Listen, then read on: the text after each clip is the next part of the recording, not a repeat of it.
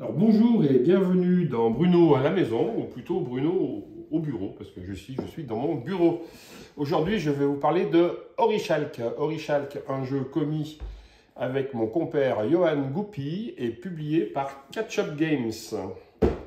Ici, une mise en place qui a été faite pour 2 joueurs, ou 3 joueurs d'ailleurs. Et comme vous pouvez le voir déjà, il y a quand même pas mal de matériel et pas mal de très joli matériel. On est super content de la réalisation des catch-up. Donc chaque joueur va avoir un plateau individuel et avant de vous expliquer de quoi il retourne, je vous montre que ces plateaux sont, je vais y arriver, double face. Parce qu'il y a une face facile et il y a une face plus compliquée, ce qui veut dire qu'au fur et à mesure de notre expérience, on peut avoir des challenges un peu plus importants. Et surtout, on peut même mixer les expériences, c'est-à-dire que si moi, expert de ce jeu, je vais l'apprendre à un certain nombre de nouveaux joueurs, on peut donner le plateau côté facile aux nouveaux joueurs et on peut soi-même jouer du côté, entre guillemets, un peu plus expert. Maintenant, de quoi retourne-t-il? Dans Orichalk, nous sommes des Atlantes et nous sommes dans les derniers moments de l'Atlantide. Donc l'Atlantide est en train de sombrer peu à peu sous les flots et l'avenir est assez irréductible, c'est-à-dire irréductible. Je ne sais pas si c'est le bon mot. En tout cas, c'est très clair, on va disparaître. Donc nous, chaque joueur, nous, fiers capitaines, nous avons été envoyés à la recherche d'une île qui pourrait permettre d'accueillir notre peuple. Et nous voici chacun face à notre île. Et ces îles sont toutes différentes. Notre objectif, c'est très simple, ça va être de l'explorer, de l'exploiter, de la débarrasser des créatures mythologiques qui pourraient éventuellement pourrir un peu notre avenir, et pour être le premier à disposer de la terre d'accueil qui va bien. Alors maintenant, comment ça se matérialise? C'est une course. C'est-à-dire qu'en fait, c'est le premier, parce qu'il y a urgence, c'est le premier qui a une île prête, entre guillemets, à l'emploi, qui va l'emporter. Et comment ça se matérialise? Ça se matérialise parce qu'ici, nous avons 5 emplacements. Ces emplacements, on va peu à peu, j'expliquerai comment les remplir, soit en forgeant des médaillons en orichalque, soit j'expliquerai là aussi après, en construisant des temples qui vont permettre de marquer aussi un point de cette façon-là. Et on va aussi pouvoir accueillir des titans. Et aussitôt que ces 5 emplacements sont remplis, peu importe quelle est la configuration, le nombre de titans, le nombre de temples, le nombre de orichalques, on remporte la partie pour peu qu'il n'y ait plus aucune créature mythologique sur cette île-là. Donc pour l'emporter, les 5 emplacements remplis, plus de créatures mythologiques, et c'est la victoire immédiate. C'est-à-dire qu'on ne termine pas le tour en cours, c'est très important, parce qu'on verra que du coup, avoir l'initiative est quelque chose d'essentiel dans ce jeu. Maintenant, comment joue-t-on?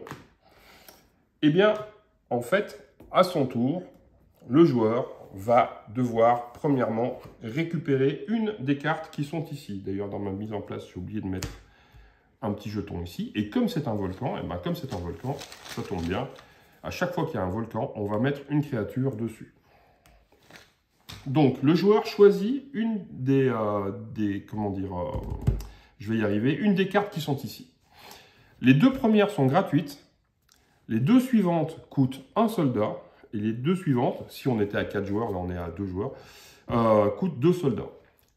Initialement, on démarre avec un soldat dans la réserve, un orichalque dans sa réserve, et on dispose aussi de son petit tuile de départ, et on va choisir à quel endroit on va démarrer notre exploration. Donc je peux la démarrer soit ici, soit là, c'est moi qui choisis comment je l'oriente, mais ça va me donner un petit avantage supplémentaire. Imaginons que je démarre ici, par exemple. Par exemple ici. Je vais avoir donc un soldat et un or supplémentaire. Donc je suis premier joueur, je matérialise ça par rapport à ce jeton premier joueur, ça c'est le jeton lambda, etc. Mais dans les toutes premières boîtes du premier tirage, on a un petit jeton premier joueur qui est en métal, qui est du plus bel effet, donc on va plutôt prendre celui-ci plutôt que ça. Le joueur qui sera dernier joueur du tour, lui, en fait, bénéficie d'un petit soldat supplémentaire. Donc voilà, donc maintenant j'ai ça, je choisis une carte. Cette carte, admettons que je choisisse, je vais dire n'importe quoi, celle-là, tac, je vais payer un soldat, puisque c'est son coût. ce qui va décaler les autres cartes pour les joueurs suivants. Ensuite, ici, on voit que j'ai une partie droite et une partie gauche, pardon, et une partie droite dans ma carte. On va donc commencer dans le sens de lecture à gauche, c'est-à-dire que je vais commencer par explorer mon île. Et c'est vraiment une exploration, c'est-à-dire que comme j'ai démarré d'ici, cette tuile-là, je suis obligé de la poser contiguë à ce que j'ai déjà posé sur mon territoire. Admettons que je fasse ça, par exemple. Tac. Et là, je vais appliquer les conséquences de cette exploration. À ce stade-là, il n'y a pas de conséquences directement sur cette tuile-là, mais les conséquences peuvent être de deux ordres. Si, à un moment donné, en posant mes tuiles successivement et en agrandissant mon territoire, j'atteins un des deux autres points d'entrée, immédiatement, je récupère la récompense qui va bien. Ici, 2 soldats, ici, 2 ors. L'autre chose qui peut se passer, c'est qu'en agrandissant, imaginons qu'on soit dans cette situation-là, par exemple, et puis que la tuile que je prenne, ça soit celle-ci, je viens de créer, peu importe que je la pose là, là, là, ou là, ou là, je viens de créer une zone de 3 cases de même type de terrain, et bien immédiatement, ça me donne le soutien du titan qui correspond à ce type de terrain. Ici, le titan des forêts. C'est important de noter que autant les points de victoire liés au médaillon et au temple, on ne pourra plus vous les enlever, autant les points de victoire liés au titan sont volatiles. C'est-à-dire que si à tout moment dans la partie, un autre joueur fait une surface d'au moins 3 cases de forêt, le titan va partir chez lui.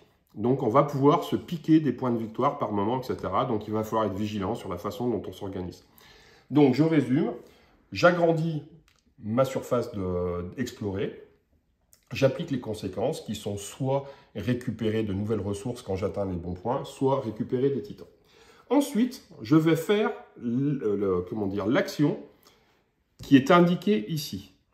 Et ces actions, il y en a 4 différentes. Il y a recruter des soldats, il y a produire de l'orichalque, il y a construire et il y a combattre. Les 2 premières actions sont hyper simples. Recruter des soldats, c'est très simple. Chaque camp d'entraînement que l'on possède va générer un soldat qui va venir dans sa réserve.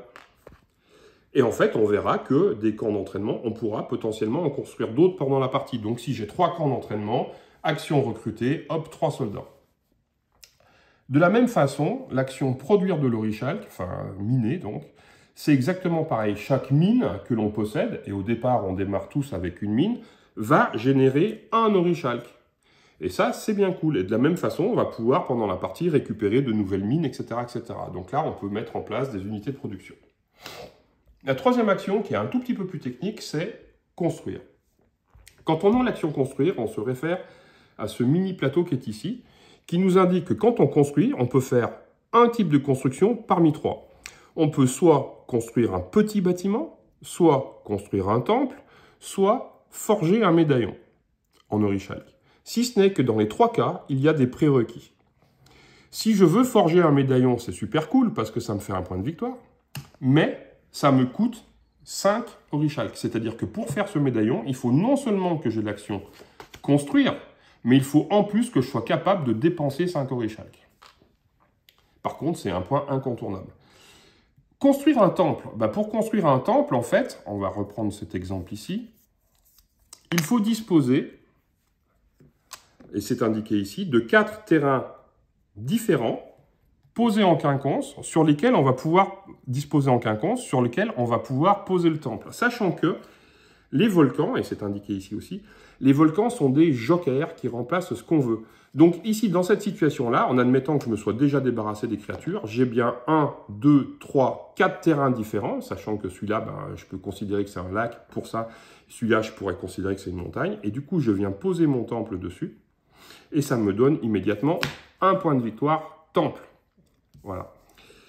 Donc voilà les prérequis pour la construction. Et pour les petits bâtiments, pour construire un petit bâtiment, il faut que je dispose sur mon terrain, sur mon île, pardon, du type de terrain qui va bien. C'est-à-dire que là, dans cette configuration-là, mon seul terrain disponible, c'est de la forêt. Donc je pourrais construire un petit bâtiment sur une de mes 2 forêts. Et évidemment, le terrain qui est dessous est écrasé. C'est-à-dire que là, maintenant, c'est plus une forêt, c'est un petit bâtiment. Ce bâtiment-là est une infirmerie qui a un effet particulier, etc. etc. Je ne vais pas vous faire la liste de tous les effets des bâtiments, mais vous avez une aide de jeu qui indique tout ce qui est possible, etc. Donc voilà. Donc là, il y a un petit côté développement, entre guillemets. Autre point d'importance, attention, si sur votre terrain, il y a une créature, on ne peut pas construire à proximité d'une créature. Ce qui veut dire que là, dans ce cas-là, je ne peux pas construire le temple ici, tout simplement parce que je ne peux rien poser sur cette tuile-là tant que la créature est là. De la même façon, mon infirmerie, je ne peux pas la construire ici. Par contre, je peux tout à fait la construire là ou là. Donc là, voilà, pendant la partie, en fonction de là où on en est, on va être obligé de faire des choix, etc. etc. Donc là, on a vu l'action construire. Dernière action, c'est l'action combattre. L'action combattre va nous permettre de nous débarrasser des créatures. On ne combat jamais les uns contre les autres, on combat contre les créatures. Alors, comment se passe un combat?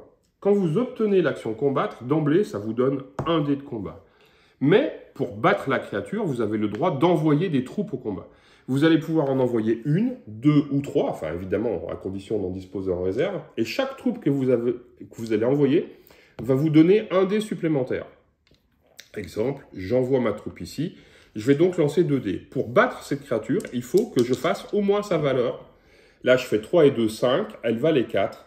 Ça tombe bien. Elle est morte. Elle va directement, enfin elle est morte ou elle est capturée, ça dépend comment on veut raconter l'histoire. Elle va aller dans la réserve qui est ici.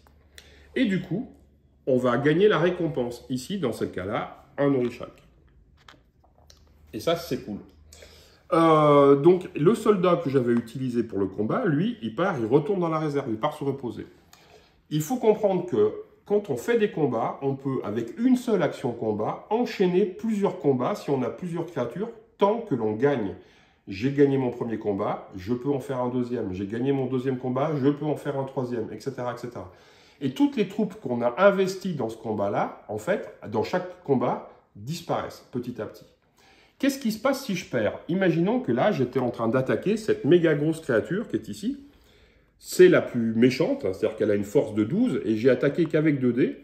Les dés font 1, 2, 3, 4, 5, tête de mort, donc je ne pourrais jamais faire 12, mais la tête de mort donnant une victoire automatique, j'ai tout à fait une chance de réussir à la battre. Et puis là, pas de chance, je fais 9. Mon combat est terminé. Je ne peux pas enchaîner un nouveau combat, même si c'était possible, même si j'avais d'autres créatures. Mais la troupe qui est ici, elle reste. C'est-à-dire que lorsque je recombattrai plus tard, je pourrai réutiliser cette troupe et j'aurai d'emblée 2 dés. Et éventuellement, si j'ai de nouvelles troupes à apporter, je pourrais le faire pour pouvoir lancer jusqu'à 4 dés. Voilà. Donc, le tour de jeu, je prends une carte, je fais mon exploration, je fais mon action gratuite et ce n'est pas forcément terminé parce que je peux encore faire une deuxième action, mais cette fois-ci, il faudra payer. Et comment paye-t-on? C'est indiqué ici. Je vais payer en payant, ça coûte 2. Soit ça coûte 2 soldats, et si je paye 2 soldats, je peux faire n'importe quelle action, sauf recruter des soldats, parce qu'on ne va quand même pas payer des soldats pour en gagner. Si je paye 2 ors, je peux faire n'importe quelle action, sauf produire de l'or. Et si je libère 2 créatures, admettons que j'ai déjà capturé 2 créatures, je les libère, donc je les remets dans le sac à créatures. Tac. À ce moment-là, je peux vraiment faire n'importe laquelle des 4 actions. Et puis, on passe au tour du joueur suivant, qui lui aura un choix moins évident. Et puis, on passe au tour du joueur suivant, etc., etc., dans une hypothèse de partie à 3 ou 4 joueurs. Quand on joue à 2 joueurs, avant de passer la main au joueur suivant, on va supprimer une des cartes qui sont ici, avec les tuiles qui sont dessus, pour limiter les choix de son adversaire. Le joueur suivant, le deuxième joueur, va jouer, il va peut-être faire ça, tac, il va supprimer une de ces 2 cartes, et après on va réalimenter la piste, etc., etc. Une fois que l'ensemble des participants ont terminé leur tour, on va regarder qui a la plus grande armée. Ce joueur devient le nouveau premier joueur. Le joueur qui sera le dernier dans le tour gagne un soldat, on réalimente la piste, on pose les terrains qui sont dessus, on met des créatures à chaque fois qu'il y a un volcan qui apparaît, on réalimente éventuellement les petits bâtiments qui sont ici, s'il y en a eu qui ont été achetés, et on continue, etc., etc., jusqu'à ce qu'un joueur a ses 5 emplacements pleins. Bon, il y a encore quelques petits éléments que je ne vous ai pas expliqués. Je ne vous ai pas expliqué les effets des titans, par exemple. Les titans sont tous attachés à une action de base différente, et en gros, au moment où vous faites cette action, si vous avez le titan, vous allez pouvoir le désactiver pour faire cette action 2 fois. C'est-à-dire que par exemple, le Titan des montagnes, j'ai 3 mines, j'ai une action de production d'or, au lieu de prendre 3 ors, j'en prends 6, ce qui est cool. Et si je réagrandis une de mes zones de montagne ou si je crée une nouvelle zone de 3 montagnes, je peux réactiver mon Titan pour le refaire, etc., etc. Par contre, les titans, on ne peut en avoir qu'un seul chez soi. Ce qui veut dire que si j'ai déjà le Titan des montagnes et que je crée un espace de 3 forêts, c'est le Titan des forêts qui va remplacer celui des montagnes et je n'ai pas le choix. Mais on verra qu'avec certains types de bâtiments, on peut conserver plus de titans, etc., etc. Voilà. Donc, le tour de jeu est assez rapide. Mes explications sont longues, mais le tour de jeu est rapide. Et vraiment, on est dans une ambiance de course où vraiment chaque petit micro-placement compte. Voilà, le tout maintenant, c'est à vous de jouer, c'est à vous de profiter de ce très chouette matériel. Et à bientôt chez Bruno à la maison.